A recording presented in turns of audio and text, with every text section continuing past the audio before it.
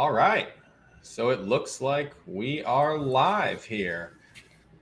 And we've got Pickly Doo in the chat. Pickly Doo, welcome. Always good to have you, bud. Happy to see you here. Thank you guys for coming and hanging out with us. As you can see, we've got a fun guest here today who is going to be joining us as we talk about this new Indian whiskey release that we had just dropped earlier today. For those of you that are not aware, we did drop an Indian whiskey today. If you guys are unaware of what it is, I'm going to go ahead and drop this banner in here so you can take a look. And as you can see here, we've got our cask 134.11 called Around the World and Back. And before we taste this, I'm going to go ahead and pass the mic on over to my lovely lady Koray here. Let him introduce himself. Hey, Zach, nice to see you. You're already opening the bottle. Hey, everyone, I'm Koray. I am the U.S. Portfolio Ambassador for 375 Park Avenue Spirits. Also, I'm the U.S. National Ambassador for Paul John Indian Single Malt Whiskey. And you might also know me as Whiskey Monster, just right over there. And I'm an avid member of Scotch Malt Whiskey Society. And I'm going to open this bottle right now, so I'm going to take a look. That's the lovely 134.11, 216 bottles from Goa, India. Sounds familiar for me. So now you guys know that these ideas and thoughts that we have are truly unknown until we taste it in front of you guys. I just poured my first glass. Same here. Lovely sound. The best sound. How we doing, Joe? Lady K? Thank you guys for coming to hang out. Lovely color. Yeah, it's wonderful. For 4 years old, this is For a 4-year-old. great. And it's a refill barrel. Yeah, refill bourbon barrel too. So this is going to be wonderful. This is interesting. I had a lot of 4 to 9-year-olds from the distillery as a single cask. So yeah, as we all know, with Koray working for something like Paul John Indian Whiskey is basically in his backyard. So it's always lovely to have someone with opinions on other single casks from the region and area and a small knowledge on Indian whiskey in general. So Tomcat, is it from Amrut? It is from Goa, so it cannot be from Amrut. So yeah, right. There we go. So, well, as you guys can see on the screen, this is called Around the World and Back, and it is in our spicy and sweet category. And this had a total outturn of 216 bottles. This was distilled back in January of 2016, and it came out of the barrel at a 59.9% ABV. Now, with that said, I know with Indian whiskey and India as a location, there's typically some information around the fact that there is usually more angel share taken, similar to how they age their whiskeys in Texas and why they release them at a younger age. You know, what do you have to share with that? Is there any information or fun facts? Yeah, throughout India actually is a little bit different. India, like, it's not a small country geographically. Just don't forget that. It's huge. It's pretty big. Yeah. It's like when you talk about whiskey making regions, we are generally talking about like Bangalore, a little bit north, and then Goa, which is where this whiskey is from. And they all have different climate characters too. Like when you go to Goa, we are talking about a really high temperature around 1995 throughout the year. Then you're talking about a relative humidity of like 75%, maybe a little bit more. So when these combine together, you have a different angel share, what we call evaporation. And this is different because everybody is expecting that when the temperature rises up and humidity stays on the same level, it's going to go up. It's different. So these two, and actually I can't even send you a graph. I have a graph about that, which shows the amount of assumed evaporation with certain ranges of humidity and temperature. But for Goa, this is a little bit high. It's less than Taiwan, I can tell you that. Mm-hmm. but it's really more than Scotland or US. We're talking about sometimes 10%, up to 10%, Wow. and first year being like 13%. Mhm. So when we always talk about like, oh, this is like 8 to 10%. This is where of course, this is up to where you store your barrel. This is up to how your barrel is leaking. This is up to what's your entry proof. When it comes to this whiskey, I am familiar with the entry proof not being around like maybe 63%. It's not a lot, or maybe 65, but definitely it doesn't go up to 70 or so. So it's lower than that. And in 4 years for this whiskey in specific, it is entitled to have that reaction too. I don't know the exact barrel, which barrel you got, because Paul John also has like 2 different warehouse styles. Okay. In Goa, they have the American style warehouses, which are the rick houses. So you have like 13 racks high, and incredibly deep warehouses. They store around 6,000-7,000 barrels. So these are exposed to all the climatic conditions that I just told you. But then we also have an underground cellar just under the distillery, under the visitor center, and it's covered with concrete, of course. So there is a mild climatic condition there. So that helps us to control the aging a little bit more. And we usually store our precious barrels like Virgin Oak, First Fill American Bourbon Barrel, Oloroso PX, Port, or whatever, everything there. So I think this should be from there. That's just my thought. I don't know where is it. It just feels like it. and in 4 years, because like looking at the color and everything, it is pretty good, intense. And don't forget that this is 59.9. The highest ABV I have seen from the distillery officially is 60%. Wow. And that was one of the European IBs out there. I don't remember exactly which one, but I remember the number. Currently, the highest ABV is 58%. So everything is a different character. So this is quite high, I would say. Yeah. So we've got a treat in front of us, is what you're saying. Yep. Hello, whiskey goodness. Yes, Scott. 134 is Paul John. So with that said, it sounds like the Angels in India get pretty drunk if we're going by how much they're stealing in comparison to the Scotland guys. They are actually greedy, I would say. It is also different. Like for some other distilleries, which is mentioned in the chat, you might end up with higher ABV throughout the time because of that humidity and temperature difference. Because some of the regions are a little bit drier. But when you come to Paul John, we will lose the ABV in time, and that's why it just came up from 60 plus to 59.9. And considering 4 years, this is like the usual amount that we see at the distillery, I will say. Some of the single casks of 5 to 6 years, they end up around 55.5, 57. So that's pretty usual. Yeah, it's a good sweet spot. I will say like it's one of the rare times I agree with the character of the whiskey, spicy and sweet, with you guys. This really smells spicy and sweet at the same time. Yeah, it has the signature Paul John honey flavors. It has this a little bit dry feeling, actually. I'm getting almost like, I don't know if anybody out there is as in love with peanut butter as I am, but Reese's has these like ultimate peanut butter cups that it's all peanut butter, and then the middle is still like that Reese's gooey peanut butter stuff. This gives me kind of that, like, it's sweet, but it's not like chocolate or candy sweet.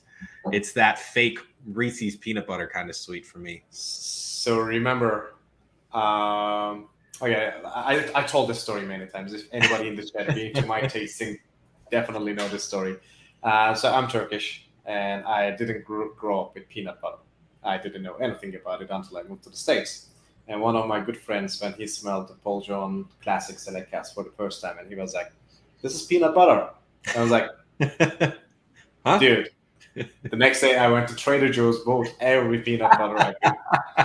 I tried smelling, eating it. I still don't like it that much. But yes, peanut butter is sometimes a flavor that comes from Paul John whiskeys. We have it in the range, and I wasn't really surprised, and I was actually happy. But this sweetness brings me a lot of manuka honey, what we call. It's a bit herbaceous honey. Then there is definitely some walnut flavors coming out. It's like, you know, that walnut smell. I was actually going to say like peanut brittle. So you have that like harder nut kind of feeling and nose in there. Well, I will taste it for the first time. Cheers. Yeah, hey, cheers, Slanja. Thank you for having me here. It's so much fun.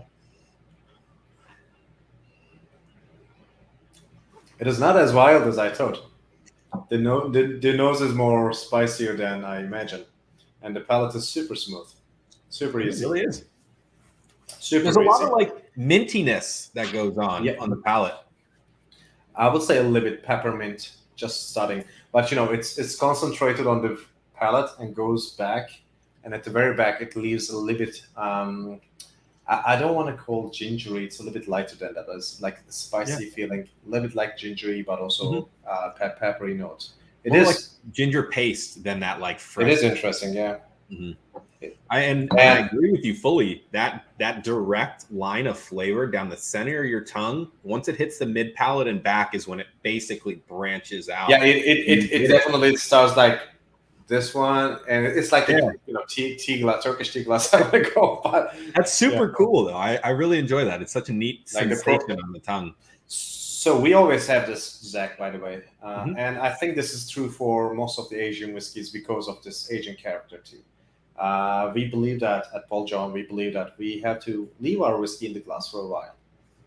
Every Paul John opens up so good. Even our low ABV, like at 40% Nirvana, it opens up so good. So I would say leave it in the glass for a few minutes because it's going to change the character a lot, especially in the palate. Meanwhile, I can answer a question which I loved. Lady K, how does the barley type affect the taste compared to Scotch, if at all?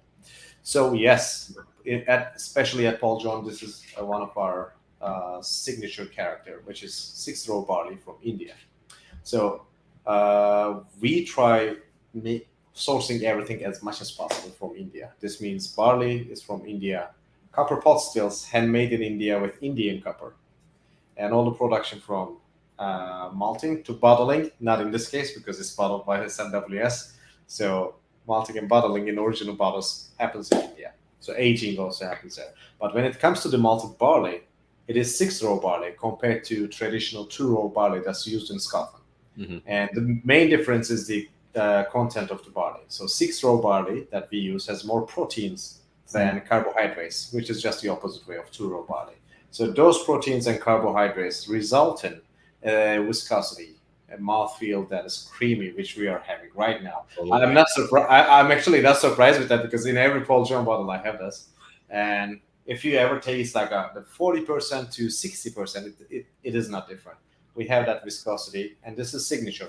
And a lot of other distilleries in India, they also use 6-row barley. Some of them use 6-row barley plus 2-row barley from Europe. So that's, of course, their choice. But at Paul John, it is only 6-row barley that's being used, and that gives the whiskey the character, which I am a fan of. And like I wish a lot more distilleries have used 6-row barley, but it's not economic at one way. It wouldn't be quite as special if everybody did it. Yeah. But so you're spot on. That viscosity that leaves that flavor hanging around the mouth, how thick it is and how heavy it is, it still sits there. And as it's been sitting there, it's turned into more of a creamy peanut butter versus a crunchy peanut butter for me. So on that back end, I'm still getting those creamy notes, whereas everything else is kind of vanished. It's the long-lasting finish is great. So I'm going to take you somewhere because you call this whiskey around the world and back. I'm not going to take you far away, Zach. You probably know this. Let's take you to Joshua Tree. Okay. You went to Joshua Tree, and right. at one of those Airbnbs, you found this Palo Santo stick. You light it, and this is the smell right now I'm getting. I'm having a really Palo Santo stick. Okay. It's just so good. It's just the herbaceous oak feeling coming to me. I really love that. And I love that there is like a malt grain characteristic in there that really though blends itself into the flavors. So it's not really in your face like you'd expect from some younger whiskeys out of say America or Scotland. but it's there that really it lifts up the other flavors, I think. And it's nice to kind of taste it for me. I enjoy that grain flavor when it's not up front. Just don't forget that, like, for 4-year-old whiskey, you don't have any roughness on the palate. None at all. And there's nothing here that's hot. By the way, we always say that like high angel share results in faster aging, accelerated aging, and when you do the math, you can roughly call one year in India is like 3-4 years in India. True in a way, but also spirit has to stay in the barrel for a while for alcohol to react with fatty acids. So that is time. Like that's why 25, 30-year-old whiskeys matter.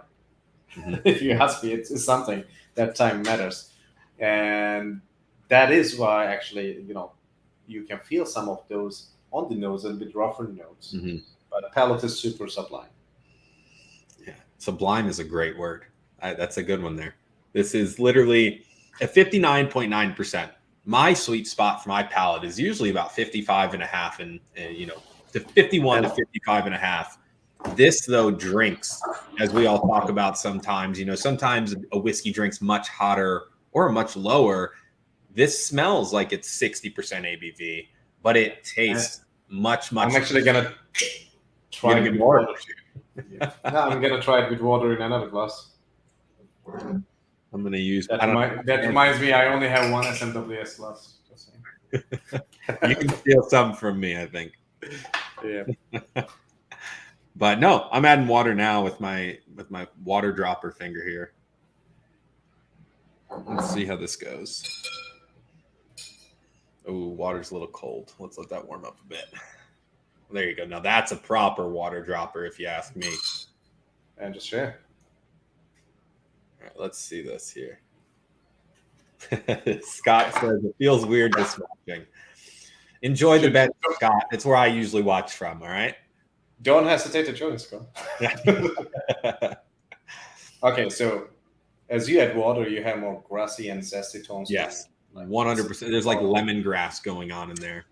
Lemongrass is a nice word. I would say lime. Lime, there we go.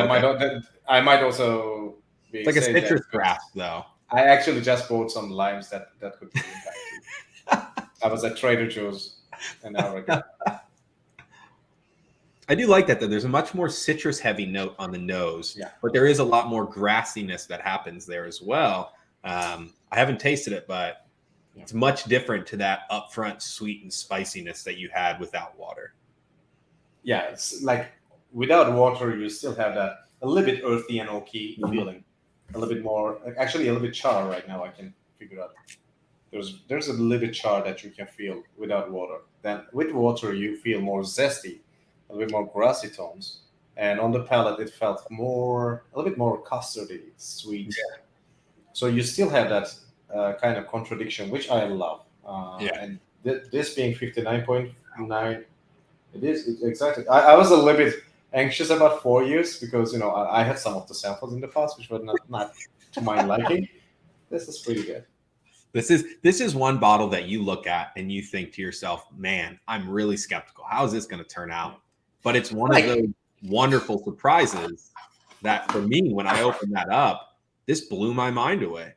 I mean, this is just not at all what I was expecting when you look at a fact sheet of 4 years old, 59.9% in a refill bourbon barrel. Like that can be a bit intimidating, but this that's also the beauty of what we are doing here. Yeah. Whatever's going to come from the bottle is going to be different. Like whatever bottles are there. Oh, actually, they are next to each other, by the way. This is SMWS and Paul John. And I would also say that, like, thinking of age, the best acclimate Paul John bottle right now, which is Mituna, which is quietly, you can see I love the bottle. So 58%. This is 6-year-old whiskey. I drank half of that. Don't lie to them. Okay. Might be. But like the oldest bottle of Paul John in the market currently is 8 years, and the last bottle we released was Mituna. It's like 6 years, and then we have PX and Oloroso, like these guys, which are like 5+ 2 years. As you can tell, I like this one too. Yeah. So that's the difference. Like when it comes to age and ABV, it is all different, and that's why we don't put ages on the bottles actually, because keeping this keeping that skepticism away is one of the things that we have to deal with. Which one do you like, water or not water? That's tough. I'm sitting here literally just thinking the same thing. However, I like them both for different reasons, so it's tough to kind of put one or the other on the pedestal. I prefer the palette on the first one because I like a little bit more of that earthy natural tone. I love umami flavors. I like oak when it's integrated into a spirit without overpowering it. But at the same time, the nose on the water added, that citrus note with that like barley kind of back kick is really neat to me. So if I could, I would have one glass with watered nose, and then I would drink the other glass that doesn't have any water in it. I will honestly put it this way. Like, I liked it after I added the water, but I like the complexity without the water. Mm-hmm. That's a good way to put it. The palate is not offensive either. So the palate is literally so easy. Mm-hmm. So velvety is a term that I can use for that for like 59.9%. Yeah, I would say, yeah, it is beautiful to have those, grassy and zesty notes on the nose after water, but without water, I'm happy. Pour a little bit more in there and see how this one goes. Ooh, that noise, guys. Come on. And I'm really enjoying the fact that this is 134.11. When I started with Paul John, we only have 134.3. So 8 more casks went down. My God. Oh. I added some more whiskey to the water, to the whiskey with water in it. Mm-hmm. And it's now a mixture of both. I'm getting a lot of that peanut brittle, but I'm still getting some of that like lemon zest kind of deal. Maybe that's the trick. Neat. Add a little water, add a little more whiskey. Actually, after some time, like I'm this much into my whiskey, and I feel a little bit more black tea feeling coming up. Okay. On the palate. Is there like bitterness to it? Black tea dryness, actually, not bitterness, but dryness. Okay. And don't forget about these people. Like, we are talking about the aromas and flavors we are accustomed to. And yes. I just gave the peanut butter example. Another example is maybe Zach won't get it because I'm Turkish and I drink tea like 2-3 times a day, black tea. And I know that feeling very well because I grew up with that. That's the beauty of whiskey. You can feel different flavors, aromas, characters from different things. But I would say like this is a great example of, and actually I will honestly say this, like this is the best 4-year-old like single cask I tried from Paul John. I'm glad I was able to treat you with this then. Oh yeah. Because I know that we had 5-year-old whiskeys before this. Yeah, I believe someone was sharing with me earlier today that one of their first bottles from 134 from us was a 6-year-old whiskey. Yeah, 6-year-old was the first one, I guess. Yeah, and they very much enjoyed it. So it's neat to see one a little bit younger, meaning that we really liked it before we bottled it, or else we would have just left it in there for another 2 years. So it was distilled in January 31st, 2016. If anyone's birthday, that would be interesting. Mm-hmm. I wish it was January 1st, so I would do that. I never get to find any bottles that were bottled or distilled on my birthday. So I keep searching. So if anybody ever finds an SMWS bottle from November 5th, shoot an email to the contact us page so I can see it. I'm up for December 18th or January 1st. They both work for me somehow. Don't ask me why. Man. So was I right about keep it out a few minutes and it opens up? It is. And that might be what it is. When I added that whiskey, the other whiskey had already been sitting in there and it really opens up. The aromas really feel like they're more encompassing my nose versus just going straight up my nostrils. And it just seems to be kind of releasing some of that alcohol that might have been on the nose before. It's just fine. I don't know if it's a coincidence or not. Like all of the whiskeys on this row that I have on my back, including Paul John and SMWS, all of them.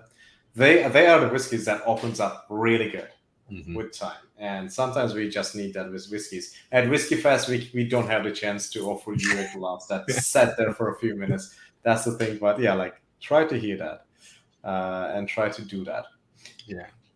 So No, like it is interesting to taste this whiskey. Thank you, Zach. And I would say if anybody tried Paul John, this is somewhere between classic cellar cask and our unicorn whiskey Mituna.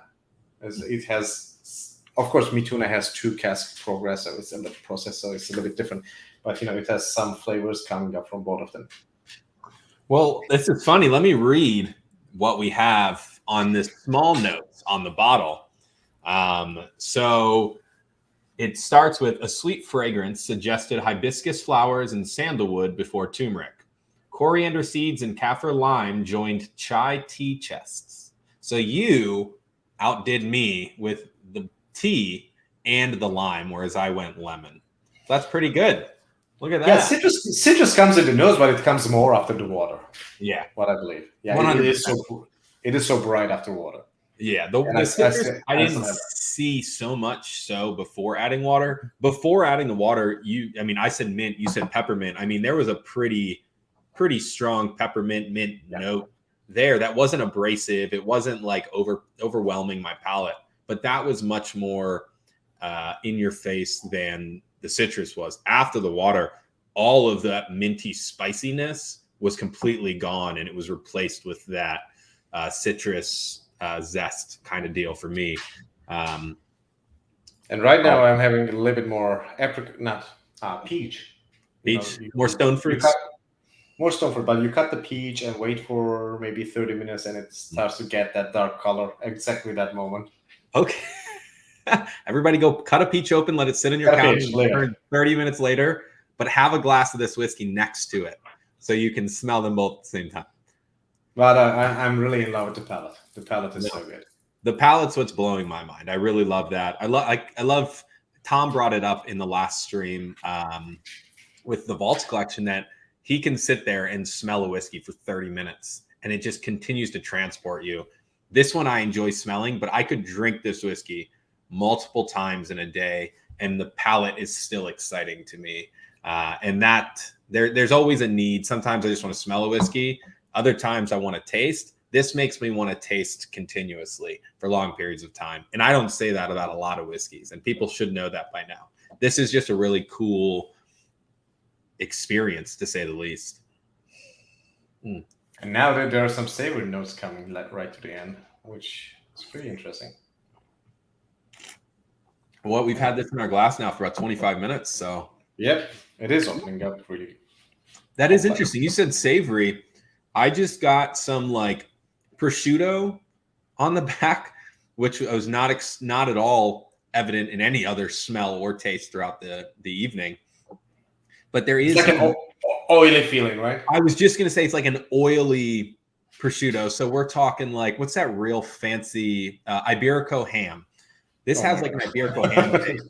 So if anybody's ever had Iberico ham, you eat that and your mouth is coated in oil. But man, is it just a delicacy. This has that. That's really cool. I've never had that before in a whiskey. You eat Iberico, then you have a glass of Fino, cold Fino. Oh my God, that's a wonderful feeling. That sounds great. Unfortunately, I don't have either of those things right now. Yeah, same here. I might have Fino, but I'm not sure about Iberico. There's probably a butcher shop down the street that might have some. Let's keep it in the whiskey for now. This is it. This is a great 5 p.m. for me. I will say that. Oh, I will say it as well. Oh, but hey, and it's just I'm seeing anybody have any questions about the whiskey while we're here? I mean, this is and anything about Indian whiskey too, guys. Don't hesitate to ask it. This release. That's typically what I do. This released today at 1:00 Eastern. There were 48 bottles available. It is down to just 26. So there are still some left on the website. If you have any questions, obviously, feel free to give us a call. If you'd like to order it online, feel free. If you want to call in to order it, give us a call tomorrow. We open up at 9:00. You'll have one of us on the phones to answer that for you. But man, was this a treat today? This was a nice little thing to open up. I hadn't had a whiskey in a day or two. I know it's crazy to say, but this was a nice little welcome back for sure. Well, I had a 28-year-old Peter Doloroso yesterday, but yeah. Okay, well, thanks for rubbing that in my face. It was yesterday. That was yesterday. This is now. That was yesterday. 5:30 on a Thursday. 5:30 p.m. Pacific time on a Thursday. Yeah, this is really one of the interesting barrels coming from Paul John. I would say that, and I'm just gonna get out and find some hibiscus flowers. Honestly, I usually smell hibiscus in like a processed way. Yes, the candy flowers in your cocktails. Yeah. Renee, no, it's not from Emerald. 134 is Indian. Yep. But okay. Well, awesome. Well, hey, Koray, I appreciate you joining us here today. I think this was a wonderful chat, a wonderful whiskey. And if anybody does have any questions on Paul John specifically or Indian whiskey, as he mentioned, you can reach Koray at Whiskey Monster on Instagram. I believe you could also reach him on his website. Or was it info@whiskeymonster.com? Info@whiskeymonster.com. Whiskey with the Y, not with the E. Just saying for me the proper way. But awesome. Well, Koray, thank you so much for joining us. This was an absolute... I think there is one more question, Zach. I see Pickley do here. That just came in. I will leave that question to you, Koray. What's the general age at which Paul John bottles this whiskey, and have they experimented with longer maturation if it means whiskey? So, I will be as precise as possible. So, Paul John's general bottlings is around 6 to 7 years old in average, and I think for me, 7-year-old whiskeys are my sweet spot. But 7 years old at different ABVs. So like the Oloroso and PX are 48%, so they are a little bit lower. Then we have a 6-year-old Mituna, 2 different casks, 58. So these are different barrels, so you cannot actually specify. But with bourbon barrels, I will say 6 to 7 years is a great spot. But we also use second fill bourbon barrels right now, and you can actually go longer with them. However, we don't have anything yet. We have, I think, if I'm not wrong, a single cask in the US for 5 or 6 years that we tried last year. It was fascinating. But, different things are coming, and different barrels behave differently in India. There will definitely be a longer-term maturation in a few years. Don't forget that Paul John's first bottle came in 2012. Yeah. So they have been experimenting ever since. And they just released a port single cask barrel for Australian market. And you fly me to Australia, I'd love to pick that up. I would love to fly the bottles here. It will be easier, brother, believe me. But yeah, there will be longer things, not yet. It's in the works. And Michael D'Souza, the master distiller, the master blender, he's a great, crazy person. He's one of the most amazing human beings I know. And he's been working with different barrels for so long. But yeah, we'll certainly see something. Not next year, I'll say.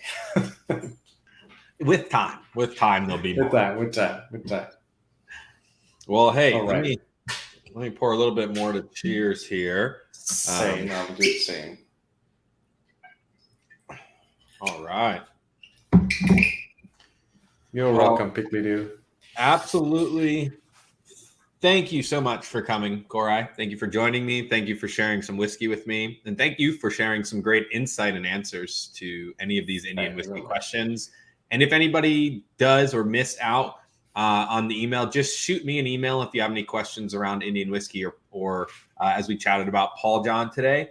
Please do. I'd be happy to get Koray to assist in that answer. But otherwise, thank you all for joining. I know you guys, it's a little late on the East Coast, but with that said, I will raise a glass and cheers to you all, and cheers to Koray.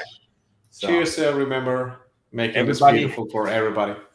Everybody have a great night, and we will see you guys later. Take care. Cheers. Bye.